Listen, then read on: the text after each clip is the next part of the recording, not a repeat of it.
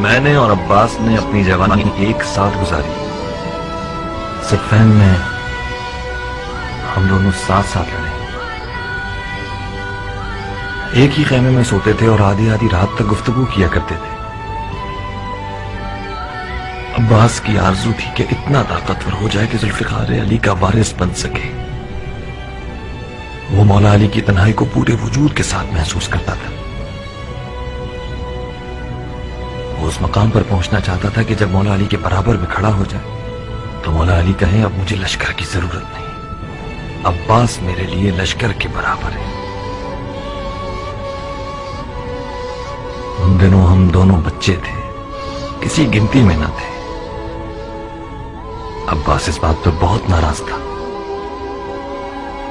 بالآخر برداشت نہ کر سکا. ایک دن میرے بابا مالک کے سامنے کھڑا ہو گیا اور تن کر کہنے لگا کہ مالک، آپ کو آج مجھے اپنے ساتھ میدان میں لے جانا ہوگا. بابا مسکرائے. عباس کو مزید غصہ آیا اور شیر کی طرح غرایا کہ مالک، آپ سمجھتے ہیں کہ میں کمتر ہوں؟ میں آپ سے مقابلے کے لیے تیار ہوں. اگر میں جیت گیا تو مجھے اپنے ساتھ لے جائیے گا. میرے بابا پھر مسکرائے. عباس چلایا کہ مالک، میں مذاق نہیں کر رہا کہ آپ مسکرائے جا رہے ہیں. میرے بابا نے اپنی ہنسی روکی اور جواب دیا، عباس میری جان، میں جانتا ہوں کہ تم بہت اچھا لڑتے ہو، مگر تم قمر بنی ہاشم ہو. تمہیں صفین کی سیاہ راتوں پر چمکنا ہوگا تاکہ وہ چاندنی راتیں بن جائیں.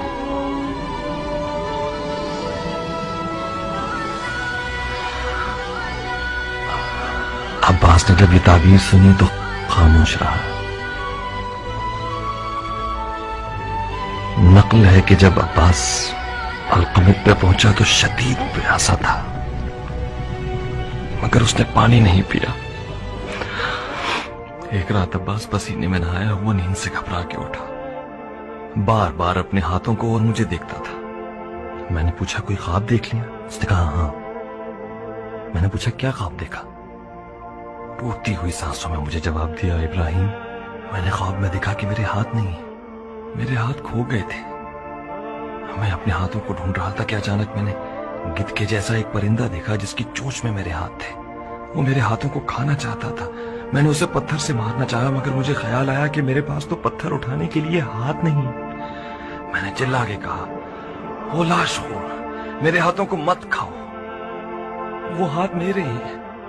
اچانک گدھ بولنے لگا، عباس، تم ان ہاتھوں کا کیا کرو گے جب تمہارے پاس اتنے پیارے پر ہیں؟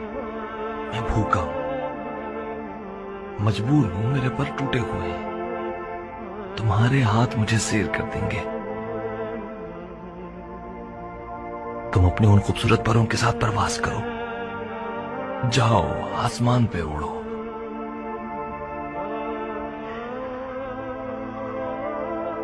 جب میں نے سنا کہ عباس کے ہاتھ کاٹے گئے تو اس کے اس رات والے خواب کی حکمت کو سمجھ گیا.